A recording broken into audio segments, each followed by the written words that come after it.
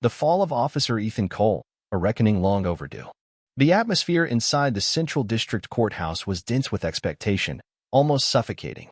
The marble floors gleamed under the harsh fluorescence of the overhead lights. A low murmur drifted through the spacious waiting area as dozens of people filled the benches and stood against the walls. Some were there out of civic duty, others driven by curiosity. But everyone knew today wasn't just another routine hearing. Something significant was happening. Something different. Security personnel, clad in dark uniforms with polished badges, moved methodically through the space. Their presence was unmistakable and their gazes sharp.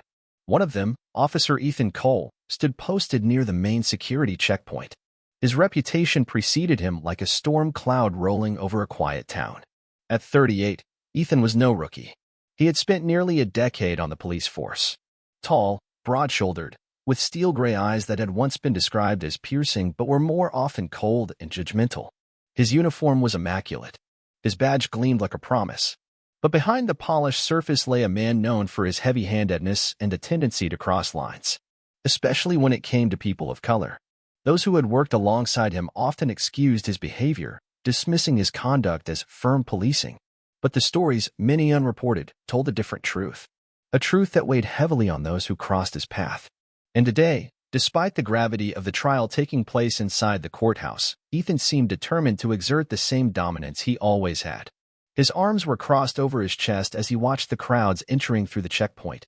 His gaze, scrutinizing and selective, passed over some people as if they were invisible. Others, however, he examined as though he was sure they were criminals just waiting to be caught. Then he saw her.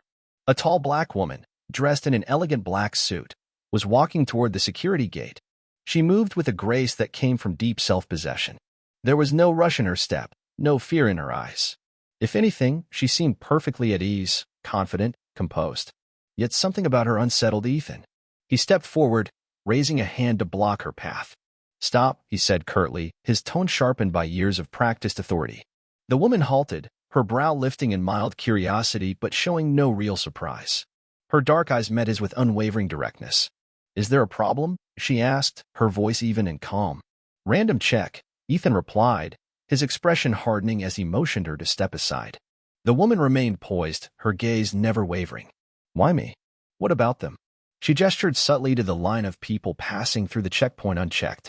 Ethan gave a slight shrug, his mouth curling into a dismissive smirk. "I decide who gets checked." Around them, a few people began to take notice. Some whispered quietly, exchanging glances laced with unease. But none spoke up. They'd seen this before. Officer Cole's random stops always seemed to follow a pattern. The woman took a breath, slow and deliberate, then set her handbag on the inspection table. "I have nothing to hide." Ethan's hands were already inside the bag, rifling through its contents with an air of impatience. He pulled out a phone, a notebook, a sleek pen, all ordinary items. But he wasn't satisfied. He dug deeper, searching compartments and turning out pockets with little regard for order. The woman's expression remained composed, but there was a chill in her eyes now, a glimmer of something dangerous and unspoken. Around them, people watched more openly. A few took out their phones, quietly recording. Ethan straightened, his smirk returning. "Dump it," he said flatly. The woman's brows drew together slightly. "Excuse me." "Everything," he said, louder this time. "On the floor. Now." The air thickened as a hush fell over the waiting room. A man standing nearby shook his head, whispering to his companion. "Here he goes again," he murmured. Same as always. Ethan didn't care. He liked this.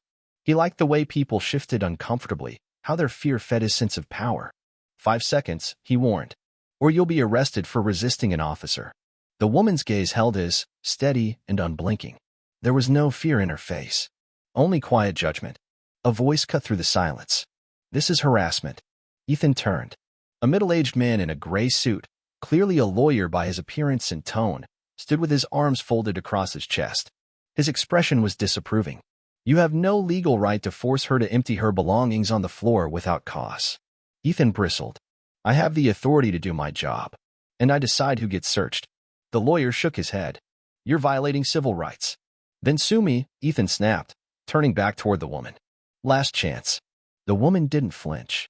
Instead, with slow precision, she reached into her jacket.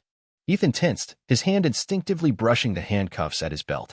But what she pulled out wasn't a weapon. It was a black leather wallet. She flipped it open, holding it steady at chest height. The badge inside gleamed under the bright lights.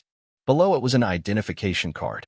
Deputy Director Valerie Turner, Federal Bureau of Investigation. The silence was deafening. Even those who had been trying to stay unnoticed leaned forward to get a better look. A clerk fumbled a stack of files. Someone muttered under their breath, "Oh, hell." Ethan's pulse pounded in his ears. His mouth went dry as he stared at the credentials. Deputy Director, he repeated dumbly. Valerie Turner's expression didn't change. That's correct. And you've just made a serious mistake. For a long moment, no one moved. Then Valerie slid her badge back into her pocket with the same calm she had shown throughout the encounter. Ethan tried to recover. Doesn't change anything, he said, though his voice wavered. FBI or not, you're still subject to security checks. You're right, Valerie said. But this isn't a security check, is it? Ethan's mouth opened, but nothing came out. You're not searching me because of protocol, she continued. You're searching me because you think you can. Before Ethan could respond, the security doors behind him swung open. A team of federal agents entered, their suits immaculate, their movements swift and precise. They carried themselves with quiet authority. Their leader, a tall man with silver streaks in his dark hair, stepped forward. Officer Ethan Cole? His tone was neutral, but his eyes were hard. Ethan hesitated. Yeah. The man held up a folder. You're under investigation for abuse of power, discrimination, and multiple violations of departmental policy. Ethan's breath caught in his throat. What? This is crazy. The agent opened the folder, revealing photographs, transcripts, internal reports. Ethan's face was in many of them. Confrontations at traffic stops, aggressive arrests, angry complaints filed by citizens who looked exactly like the woman he had just tried to humiliate. Valerie Turner said nothing. She stood there, watching. You've been under surveillance for months, the agent continued. We have enough evidence to proceed with charges. Ethan's legs felt like they were made of lead. You can't do this, he hissed. We already have, the agent replied. Two agents moved forward. One slipped a pair of handcuffs from his belt. Ethan backed away instinctively. Wait, he pleaded. I was just doing my job. Valerie spoke for the first time in minutes. Your job isn't to harass innocent people. Your badge isn't a license to discriminate. Her words struck harder than any punch.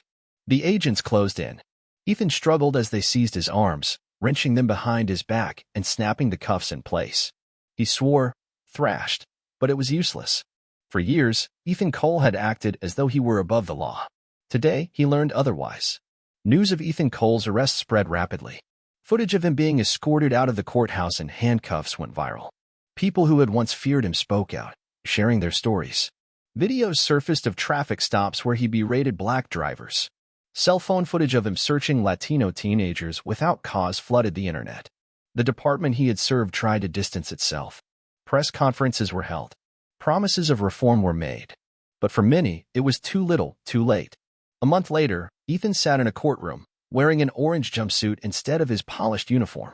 He was no longer Officer Cole. He was an inmate awaiting sentencing. Valerie Turner was present. She sat in the front row, silent, arms crossed.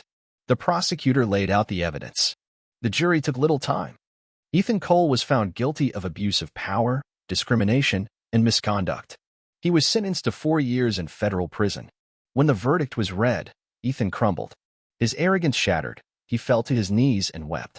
Please, he begged Valerie as they led him away. I'm sorry. Help me. Valerie met his gaze for a brief moment. Then she stood and walked out without a word. Inside prison, Ethan discovered he had no allies. The people he had once arrested recognized him. They remembered. They did not forgive. By the end of his first week, Ethan Cole understood a truth he had ignored for years. Power abused would always have a cost. For years later, Ethan was released. He walked out of prison with no badge, no job, and no respect. Just another man who had once believed himself invincible, now a cautionary tale. He passed unnoticed through the streets, a ghost of who he once was. And as he disappeared into the crowd, the city carried on, forever changed by the justice that had finally been served.